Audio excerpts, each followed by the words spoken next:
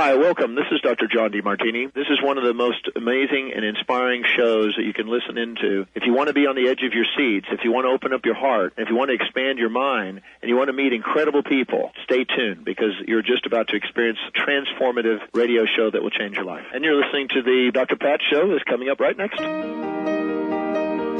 Welcome to the Dr. Pat Show. Talk radio to thrive by. Powerful, inspiring, and coming to you live, bringing you stories of people like you and me, busting through and living life full out. Get ready to dare to wonder what your life would be like if you knew you could not fail.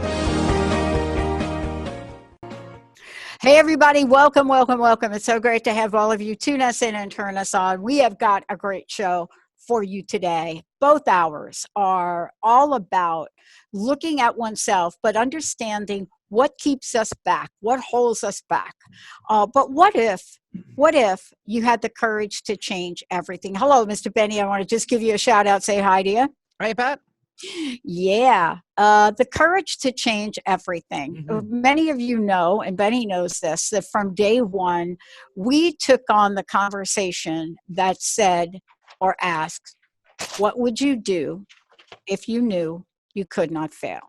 But underneath that is something very, very inherent in what it is we're called to do, what it is we desire to do, and what it is we actually do. And I think the difference between all of those is the courage factor, at least for me. But today, I'm bringing an expert in, Ken Foster, again joining me here, because we are talking about the courage to change.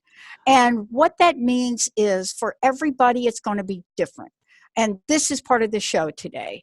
You know, if you know Ken, what you know about him is he is, first of all, phenomenal business and business development visionary. He's a strategist. He's a best-selling author. He's a syndicated radio show host, Voices of Courage. But more than that, he's like me. When there is a calling to help other people step into their full genius, which everybody listening to this show, you have that. But when it comes to that, I can count on Ken to take a look at all of the elements that one needs to step in to bring absolutely phenomenal success and harmony and get the results you want. Not the results you don't want, but the results you want. So today, he's joining me here today because he's got a new, not new message, a renewed message. Ken, it's great to have you. Dr. Pat, thank you so much for having me. I'm back on the show. I just love what you do. I love what your message is about. And I love the fact that you are helping people to step into their own power, their own passion, their own purpose, and take their lives to a new level. We need millions of people to do this if we're going to raise up the consciousness of this planet. So you're doing it. I'm glad you're there. Well, thank you. And thank you for saying that. But you know this, and I've said this to you before, Ken, right? I mean, you and I have known each other probably since early on when I first started this, right? Before we actually started our network. But here's the thing that I want you to touch upon today. There is this, let's call it a calling, for lack of a better word. There's something inside each and every one of us that is longing to pop out. It is just like, let me out, let me out, let me out, let me out. I can be a change maker. Let me out, let me out, let me out. And I have discovered for myself, but I want you to address it, that the difference between me opening the door and letting it out is surrounded by whether or not I have the courage. Now, I want to talk to you about that. I don't think it's that simple, but for me, when I have to make a decision, am I really going to launch our crowdfunding? Are we really going to develop AI for the soul? Are we really going to do it? And then I wake up and I'm like, no, and then I get your book. Help me out. How do you see courage, Ken? Well, let me share this, Pat. Yeah. And I was meditating maybe 6-7 years ago, and it came to me that I was asking, what is my life purpose? Who am I? What am I about? And it came to me that It's courage. And I was kind of perplexed at the time because I'm like you. Courage is something that's just real natural for me. It's like a fish swimming in water. I don't think the fish know they're really in water. It's like us walking around in air. Do we think about the air? So it's a natural thing, but for a lot of people, it's not. And when we think about courage, let me describe what courage is not. Courage, of course, is not fear, but we know what fear feels like, okay? We know fear will make our heart palpitate. Our mind starts to shut down. We start to feel anxious, okay? We know what fear feels like. A lot of people don't realize courage is a feeling. It's a vibration. It's an energy. And when we step into it, what happens is we all of a sudden feel expansive. We're tuning into a thought field of, I can do this. I'm ready to take it on. I'm willing to walk into the unknown because there's a sense inside of us that courage will take us through each step of the way. So courage is a feeling, and it's something that we need to build the muscle. There's a courage muscle that needs to be built. And one of the ways we can build that muscle, I'll give you two ways real quick, Dr. Pat. Yeah, please. One is through questions. One is through, you can ask a courageous question. If I was courageous right now, what would I do? Or if I was courageous today, what would my next 3 steps be? So we can ask courageous questions. If I was courageous now, what would I do? Or what would my next 3 steps be if I was courageous? That tunes into the mind, and it tunes us into that frequency of courage. We'll start getting the answers. We all have the answers inside of us, which you know and I know. But we need to practice that. And the other way that we can tune into courage is by getting still. Kind of the opposite of what most people think. Most people think courage is running into a burning building or being a first responder or doing something outrageous. Well, it can be that, but true courage comes from within us. So if we get still, we have a challenge, we have a problem, whatever that problem is, and we start to get still and we start to feel a sense of, well, that we have to practice courage to experience what it feels like. But when we start to feel courageous, all of a sudden we get the answers to what our next steps are. So it's a feeling, it's a tuning in, and once we practice that, we can start to do that on a consistent basis. The other thing I want to mention is pick something that you haven't done before, a small thing. Yeah. You've never done this before, and go do it. That will build courage. Yeah, I love what you're talking about. And you know, it's interesting. I coach people in the sport that I play, and I happen to play one of some people say it is the fastest racket sport that you can play, or some people say it's actually the fastest. Is it pickleball? It's table tennis. Table tennis. Okay. Yeah. My pickleball friends, they won't even debate this with me. But here's what I noticed, and I would love for you to talk to this, because I had this aha moment the other day, and I'm coaching a few of the women right at the club. And here's what I noticed, and I read about this in your book, so I know this is something you're going to be able to talk about like crazy. So what I noticed is that if you ever watch me play, good or bad, unless it's a fantastic shot, my expression is pretty much the same. And I go from one point to the next without rolling my eyes, no expression.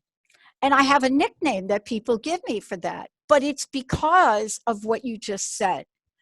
But I'm noticing at the people I'm coaching, I will watch one of the folks I coach miss a shot, and all of a sudden, she's got her hands on her head, she's rolling around, and the people on the other side, Ken, are ready to serve the next ball. See, I think this is a metaphor, because the universe is ready to serve the next ball. And if we're twirling around and still thinking about the ball we missed, OMG. And so this idea of being still, I find, for me, is one of the most important places. But I want to ask you this question, because I was reading your book. There's a misconception, I think, about stillness, and I would love for you to address it. People think, wow, I got to be still for an hour. I got to be still for a week. I got to go off for a month and be still. Tell me your experience of stillness and some of the greatest Ken Foster ideas you've ever had. Okay, stillness. There's, some people, there's degrees of stillness. Things come to me in the shower because I've let go of a lot of the distractions, and all of a sudden I'll get a download. I can go into nature and be still in nature. I'm sitting by a stream, and all of a sudden, again, I start to feel a sense of peace. And when that peace comes, that zone or peace, all of a sudden, things come to me. I can be running. I'm a triathlete. I can be running, biking, swimming. And all of a sudden, I'm in that place where the mind is gone and I'm just in the present moment. I'm completely, when we talk about stillness, we're stilling our mind. So the mind is still, and all of a sudden now I can tune into the soul. I can feel it. The same thing in meditation. We can go deeper levels of stillness in meditation, where we can actually become the observer of our thoughts at first. Notice we're not our thoughts. We can let go of our bodies and go into higher states of consciousness. We can let go of our thoughts and go into deeper states of consciousness. So it's in degree in the stillness place. So, but out of stillness, for me, comes every single thing, every idea, every problem solved, every challenge that's ever been in my life has come, the solutions have come in the stillness. They haven't come from the logical mind.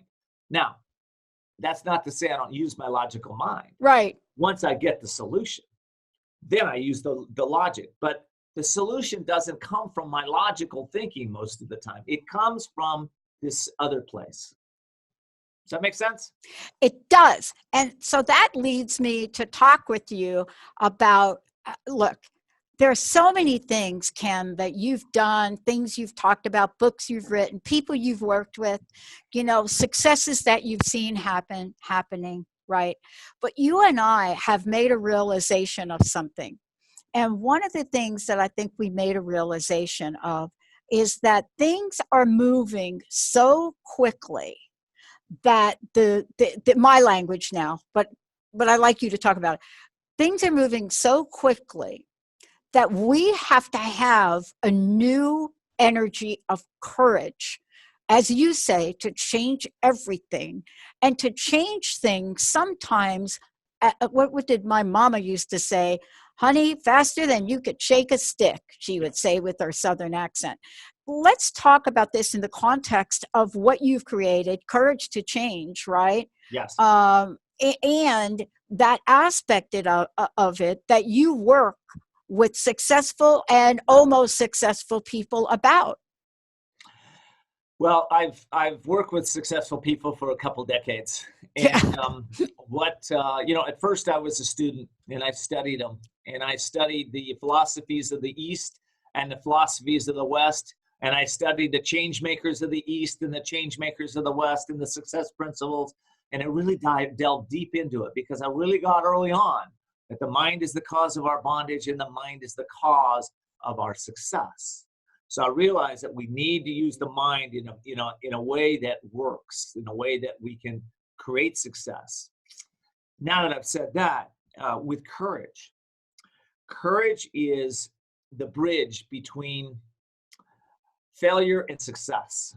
It's the bridge between fear and love. It's the bridge between unhappiness and happiness. It's the fear between a disconnected life and a connected life. Courage is the key. It's the bridge. So no matter what you're working on, whether you're working on in relationship, you're working on in business, you're working on in your health or your spiritual life, whatever that is, doesn't matter. What matters is that you understand the principles of courage, to take yourself, to be able to step yourself into courage. Now listen, yeah. When everything feels like, and Dr. Pat, you've been there with me, it all is going to fall apart. there's no money in the bank, or there's the house is burning down, or you've lost your way on the mountaintop, whatever it is, the big thing that's there. That's the time we're tested. That's the greatest gift we can have in this world. And that's where it takes courage to stay in it and not push forward most of the time, surrender to it so that we can understand, why is this happening? What is it that I have generated in my life that's created this big challenge? See, of course, and I know that the more personal responsibility we take for everything that's generated in our life, the more empowered we become.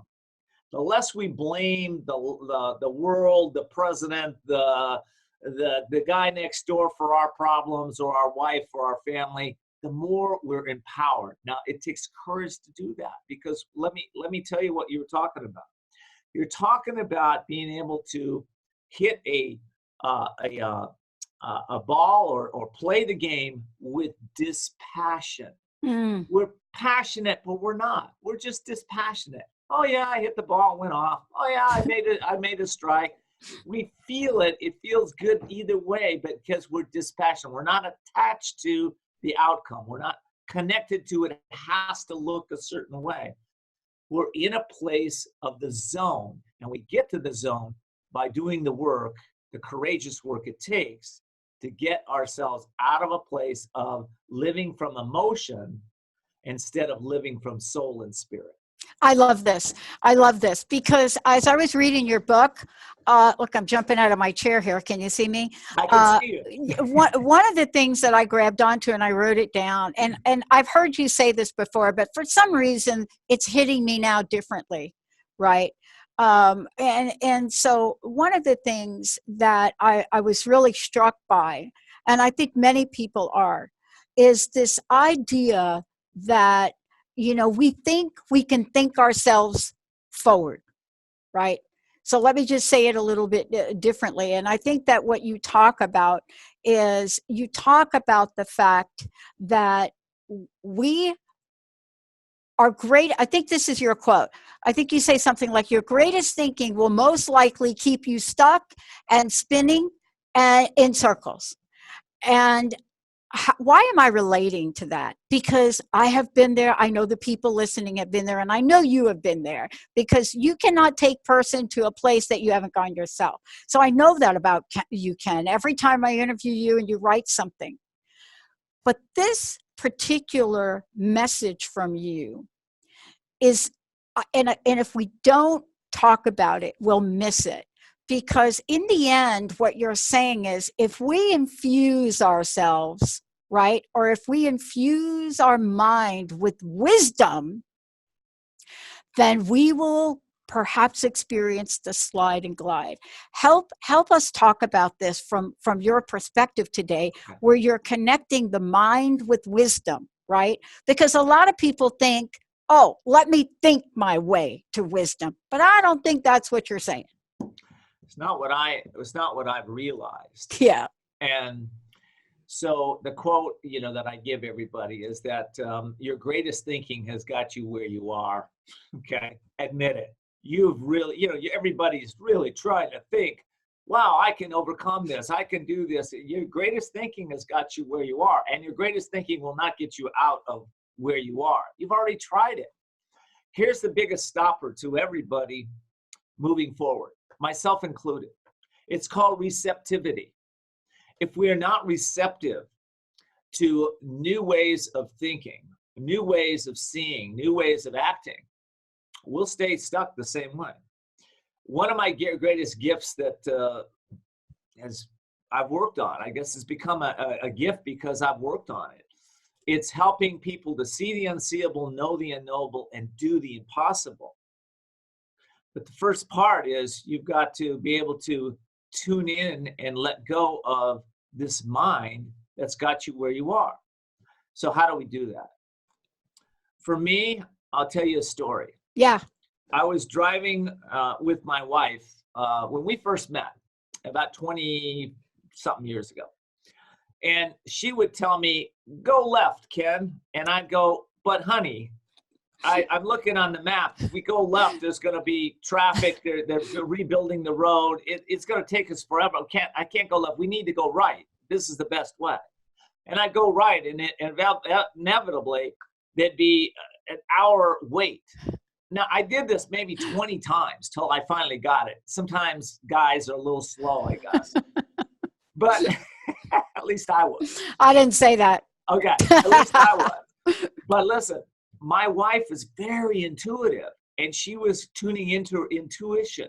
And she had developed intuition. A lot of people don't have their intuition is not developed. They have a gut instinct now and then, but it's not developed. Hers was very developed. So I thought to myself, I finally got it. I said, I want to develop my intuition. I'm going to start listening to what my wife says and tuning into when she's saying that, what does my inner wisdom say? And they'd align, and I'd go her way. So I started listening and becoming receptive to the intuitive process. So we need to develop our intuition, because out of that comes wisdom, it comes understanding, comes better choices, which result in a lot more joy and happiness in our life, which isn't that what we're all chasing anyway. Okay? Yep. We want to be happier. Now, So how do we get intuition? Well, I think the greatest cleanser of the mind is meditation. Okay? So in meditation, for me, or contemplation, a lot of people contemplate or they pray, but in that state, we surrender this mind to something greater than ourselves. And that greater part is the greater part of ourselves. Within all of us is God. Okay? When we tune into that place, we get to expand our knowing. Wouldn't you like to know more? Yeah. It just takes a little practice. Yeah. It takes time, discipline every day. I'm very disciplined. Morning and evening, I'm meditating every single morning and evening for decades, because it's so beneficial. It works. So that's how I get it. That's what I think. And, this is like so important. We're going to take a short break, Ken. When we come back, we're going to move into this, because one of the things that I'm seeing now, and as a matter of fact, the next show that I'm going to be doing talks about the let's just call it, there's a crisis that's happening now. And what it is, and I don't use that word that often, but what it is we have this new generation, the Gen Zers, that have been literally studied as empaths. And so people are looking at this and they're saying, well, I don't understand why you're so depressed, or I don't. And so for a while we went to, well, you're really self-centered. First of all, I do not like generalizations, but what I do know is that there is something inherent in all of us. You talk about it as that inner genius. When we come back, I want to talk with you about the tools that each of us has, but what you've done in your book, right? The Courage to Change Everything, shocked me on day one. What you asked on day one had me stand up and say, wow, if this is day one, what is 320 going to look like? 353 going to look like? Because what you're asking and what you're calling forward in each of us is that demonstration of inner genius. When we come back, we're going to talk to Ken about what this map is that he's created in his new book. And I want to just say to everybody here, when I got done with it, I thought to myself, what if you use this with your family or your community? Everything would be possible. Please go to courage2change.us. When we come back, we're going to talk about burnout no more by looking at the courage to change everything. Thanks to Ken D. Foster. We'll be right back.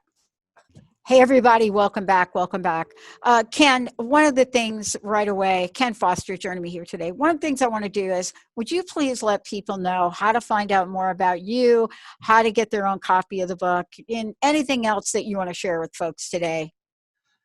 Okay, good. Well, listen, I know we're talking to a great audience, Yeah. Pat, because of the people that follow you, and you've been doing such a wonderful show. If they'd like to find out more about the book, they should go to couragetochange.us. Again, couragetochange.us. And if they are purchasing the book between now and the end of November, I think it is, there's some bonuses there that people will get. There'll still be bonuses after the fact, but I'm going to take a couple of them away because it's just a lot of work to put all that out there. Yeah. But anyway, couragetochange.us. If they'd like to find out more about me and have a session with me, you can go to kendfoster.com. Again, Ken D as in Donald Foster, Foster.com. Thank you for that. One of the things I've shared on a number of shows is that, and I learned this maybe about, I'd say 10, 11, 12 years ago, when I was a one-person show. I was doing my show, I was editing my show, I mean, everything about it, lining up guests. And burnout was an understatement. And one of the things I learned is that we have to ask for help.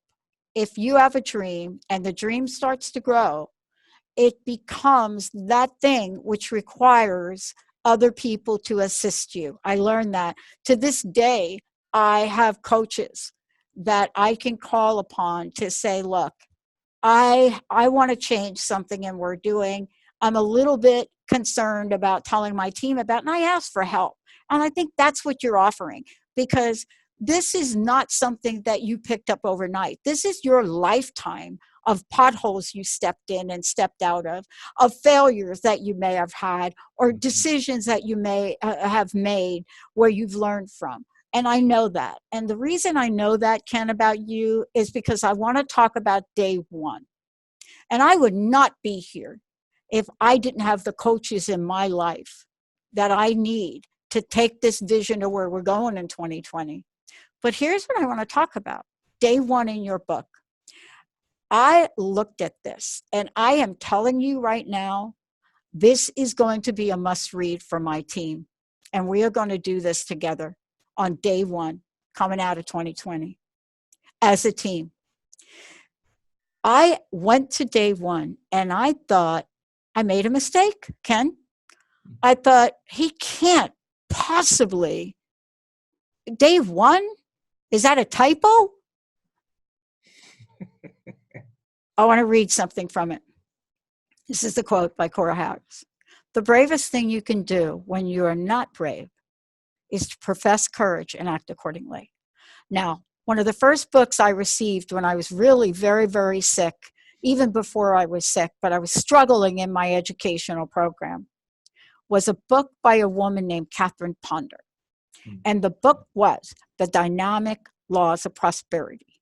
And I opened up the book, and I'm in the middle of my doctoral program, and I said, you got to be kidding. This is like reading 101. And then I followed the book. And what you're asking us to do is act as if it's already so. But I want to get to how you created this book, and I want you to share this. Each day is, yes, it's a lesson, but there are a call to action. You are saying to folks, do this, this, this. Tell me about how this book has really crafted itself for you to help other people. And then how did you change from this, Ken? Because you had to have changed. Well, everything changed for me. But before I get into me, I will, you covered a couple pieces. First of all, I want to let the audience know that we don't do anything alone. I didn't do this book alone. I had a lot of help along the way. And, me, what I did is I set my intention and I stepped into my courage.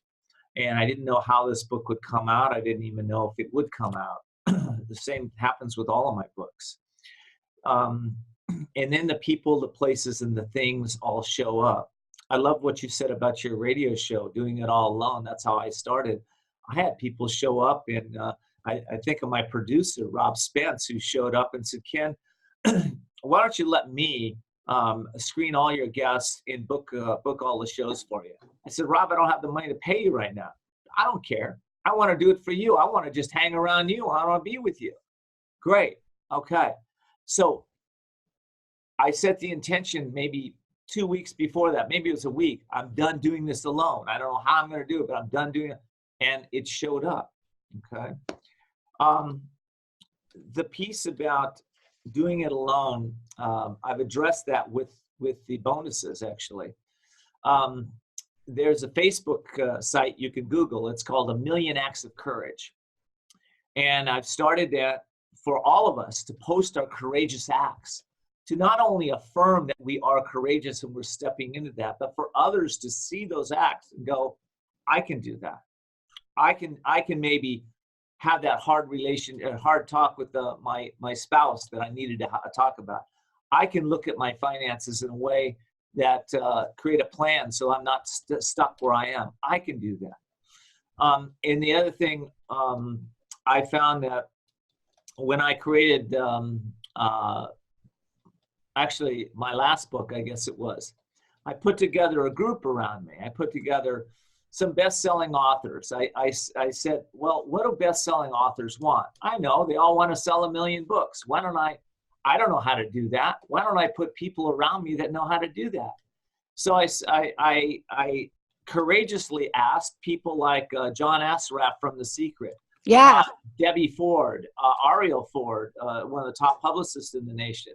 I asked Marcy Shimoff, who'd sold 16 million books. I asked Tim Ferriss. I asked Stephen Covey, who hadn't sold 1 million books at the time. And this is his son, Stephen M.R. Covey. And Greg Scott Reed and Peggy McCall. I asked all these people, would you come in this mastermind group? We're all going to set intention to help each other sell 1 million books each. It's not about selling the books. It's about getting our message in the world too, right? It's both. Well, it is about selling books. But we came together, and then John, I think, said, hey, listen, I don't have time for this. I said, great. Let's create it. What's the time frame that you need to be? Let's make it a half hour. We created a formula to make all of us come in and start with intention, share our courage, share our strengths, share our commitments, and share our goals, and end within 30 minutes, all of us. We did this for a year. I took that formula and I put it now on, I think it's 10 videos, and I'm giving it away for free when somebody buys my book so that you know how to do this. I think it's a lot of people said, well, you should be selling that. Maybe I will down the road. But right now, it's in there and you get it as a bonus for buying the book, because I think we can't do it alone. And I will give you the formula to show you how to create your own, I call them courage clubs. How to create a courage club to take your life to the next level, right? Right. And yeah, I mean, a lot of us have been involved in masterminds and things like that, but this is very intentional. There's a very step-by-step process to do this. By the way, results, I think Assaraf sold his 1 million. Marcy continues to sell millions. Peggy McCall sold her millions. Stephen Covey, I know, sold him. Tim Ferriss sold his. Greg Scott Reed, I don't know. And Ken Foster is on his way. Yeah. Yeah. Well, I mean, what we're talking about is, and I kind of had a funny feeling about it, because as I went through the book, I said, this book, if you lay it out as a blueprint, as a guide, as a map, on day one, if you do what you're asking folks to do, they will be profoundly changed. And here's what I want to say. I want to read this. Today, ask, what are 3 steps I can take to expand my influence? That one right there. Just if we stayed with that one. I am sure that if you're like me or like some of the people listening, you're probably thinking, I don't have any influence. So right there out of the gate, we got to take care of that thought, right? And follow what you're asking us to do. It's get quiet, right? Because that could mean many things to many people. And it doesn't always mean, Ken, let's do a radio show. It might mean, what 3 steps can I take to expand my influence? Maybe it has to do with your family. Maybe it has to do with your community. Maybe it has to do with your book club. Maybe it has to do with your work and your job, right? And now the next one. What is a personality trait I will change or improve upon? Mm. Here I go. I got that one. I wrote it down and I said, I'm really going to work on it. This is something I'm going to do. And then the last bullet point on day one is, how can I remember to project my brilliance into the world? So what I'm trying to say, and I would like you to address this, Sure. is out of the gate, with confidence, you're letting people know that they truly have that genius within themselves. Do you think that part of the research we're getting now and the shows we're doing and the things we're talking about, burnout and depression, do you think perhaps maybe we have forgotten this thing you talk about? Have we forgotten that we have that inner genius, Ken? Well, I believe this. We have too much information and not enough wisdom in the world. Okay? That's why I started my show, The Courage to Change Everything, because I just, there's information on what drug to use and what drug not to use, what herb to use and what herb not to use. It's too much information. I mean, even if there's so many great herbs and even drugs, but are they for you? How do you know if that's the one you need, your body needs? Are we going to keep giving our power away to, let's say, a doctor of some kind or a healer of some kind telling us this is what we prescribe for you? In our country, we overprescribe everything, okay? Whether it's for health or fitness or what, we're always prescribing. Somebody's prescribing something. But what happened to us? What happened to the inner wisdom? What happened to our own genius? So in the book, what I'm very specific to do is to start out with a quote that brings you into a higher state of consciousness. Day 2 in the book, it says, it takes courage to pick yourself up when you have fallen. Yeah. But try again, you must, if you want to achieve your highest calling. Yeah. So somebody might breeze over that, but those that are in tune, they might read it 3 or 4 times and say, highest calling, highest calling. What is my highest calling? Maybe I need to tune into that. What is that? So I'm helping you and guiding you as I've written this book, not only for you. I wrote it for myself. I wrote it for my family. It didn't come really from me. It just came through me. These principles have been in the world for a jillion years, but I've put them in a step-by-step formula to deliver it to you so that you can drip astute wisdom on your mind every single day. Every day you can take actions with the focused questions. And you're tuning into these success and wealth principles that will help you to change. It's what we all need today. Thank you for asking it. It's what we need, but we needed what I think the brilliance of the book is we needed a step-by-step daily way to deliver it to us. All of us start out with an affirmation. It works for 5 days, then we forget about it, and then there's a gap. And now all of a sudden we're feeling down, like, what happened? Oh yeah, I got to get back to affirming. Or, all of us ask a great question, we go, yeah, I'll answer that. And then we're, oh man, okay, now what do I do? So I delivered in step by step. So if you follow it every single day, I don't know how you can not change your consciousness with this book. Yeah. I mean, and that's really what I'm struck by here, is that you've really said to folks, look, within you, there is something that's going to come forward. And once it comes forward, you're forever changed. The experience of getting a level of awareness from looking at this, for example, what does it cost me to keep my negative habits, right? Just that question alone. When you think about, wow, what does it cost me to keep my negative habits? That alone, right, has you look inside, right? Yeah. But I love the follow-up question to that, because this has been one that I've had to really look at for myself in my life. What negative habit will I overcome no matter what? I got to tell you, no matter what is something I learned in 1990, what no matter what means. And I learned it, from my own journey, because I didn't want to go down the path of my mom. I didn't want to go down the path of taking my life as she did. drugs, alcohol, depression. I didn't want to have that.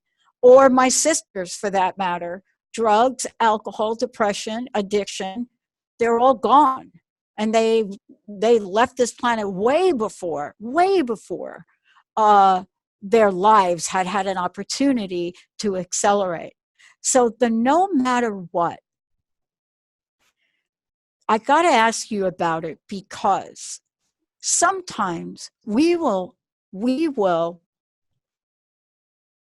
negotiate for our limitations. We will go inside and we will start to negotiate downward, right? Yeah. I want to ask you this Let's talk about that. Let's talk about it, because it's, this is when we need to ignite our courage, don't you think? It is what we need to ignite our courage. And so the no matter what piece is, I think it was 1999 for me. And I was flat broke, sitting in my room, and a friend called and he said, hey, Ken, Tony Robbins is hiring. And I said, well, I'm broke. I've been coaching for a year. I left my career as a stockbroker, security principal, arbitrator for NASD. I was running a couple $100 million company. I let all that go. And I said, I'm broke. Why would Tony want to talk to me? He says, Ken, you got to tune into your courage. You got to get stronger. Are you kidding me? Your gifts, your talents, who you are, you got to go. You got to apply. They need you. Now, listen, I didn't believe that about myself, but I believed him. And I said, okay, I'll do it. Well, listen, I wrote a letter to him, and then there was something inside of me that said, that letter is not getting you anything. You got to step into your power, your passion, who you are, Ken. And so I wrote a new letter, and I wrote it to him. And I got the interview. And by the time I got to the interview, I was convinced I was going to get this job. They told me I beat out 500 people to get that position working for Anthony Robbins. And he hired me to run his coaching company. So although that didn't happen, his company that was just starting that, he put me in another position, and I filled seats for him with a team that I built, the 25 people that I hired. Yeah.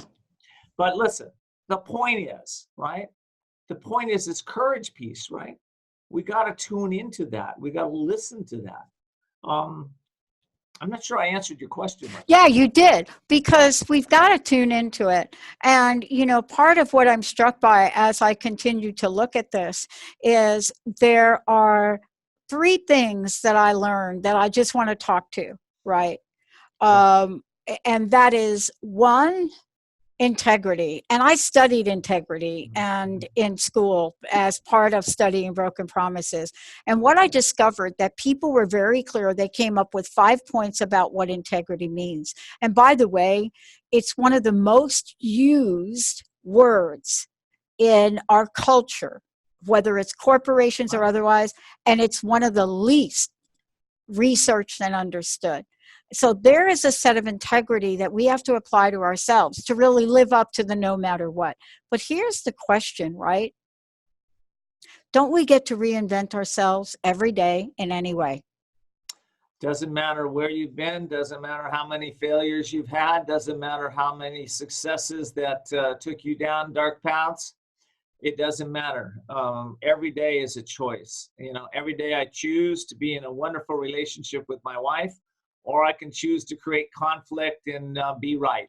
Okay, so every day we do that. But no matter what, in the integrity piece, it's one thing, and I think we start out being integrous to other people, and that's fine. We learn that, and we go to work, and if you don't show up on time, you say you're going to be there. Eventually it gets painful, and they fire you, right? Right. But real integrity is. I'll tell another quick story if we have time. Yeah. There's a new thought leader. His name is Brian Clemmer. Did you know Brian? I didn't know. Okay.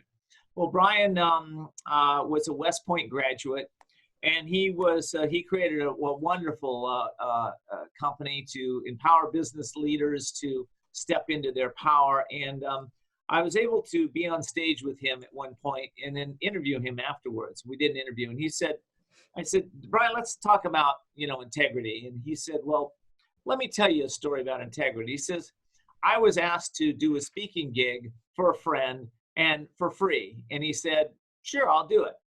About a week later, somebody came in and said, Brian, I'd like to hire you for $25,000 to do a speaking gig. It happened to be on the same date and time that his friend asked. And he turned the guy down. I said, well, why'd you turn it down? He said, listen, Ken, had I not turned that $25,000 down, even though I would have loved to have the money, I would have been implanting in my mind doubt about my word, doubt about what I say and my commitments are. And if I do that, I lose everything. The next time I go to say yes to something, there'll be doubt that I can keep that. I'll be like a wet match, right? I want my mind, when I strike my mind up, it's like on fire. I'm going down this path and I am powered. I never forgot that story because it helped me at the time to step into this part of integrity with my word, no matter what. And it starts with integrity with our word, with ourselves. Are we going to be 100% perfect with this? Heck no. But do we start where we are and we keep moving in the direction to refine our minds, to refine ourselves, to let go of our habits that are disempowering? Absolutely. I can just say for my own life is that where I started from, a dark road, as Tom Petty would say in one of his songs, to where I am today. You know, we all started down a dark road, baby. But listen, I don't live that dark road today. I live a life that is inspired. I'm still doing triathlons at my age. You know, I'm not going to tell you my age, but it's, you know, I'm up there, baby. I like it with you. Sure. But, you know, it's not about doing triathlons. It's about how we feel about ourselves inside. Yeah. And that's the way to really bring this segment of our conversation to a beautiful ending. Because you and I, one thing I know about us, we are still works in progress, right? That we are. Exactly. And I want to say this to everybody listening. That genius inside of you will catapult you in a direction so that when you look back, you will be really clearly about becoming the Energizer Bunny that is creating a better world. Ken, thank you for everything. Dr. Pat, thank you for having me on the show. And if they want to get the book, couragetochange.us, couragetochange.us. And gosh, I love your work. Thank you so much. This is my favorite interview I've done in this series that I'm doing right now. So thank you for that. And I'm telling you, I was just warming up. I'm going to get you to come back because I think people need to look at this. The bonuses for purchasing the book by themselves are catalysts for change. Everybody, Ken Foster, couragetochange.us. I'm Dr. Pat. We're going to take a short break. We are not done yet. We'll be right back.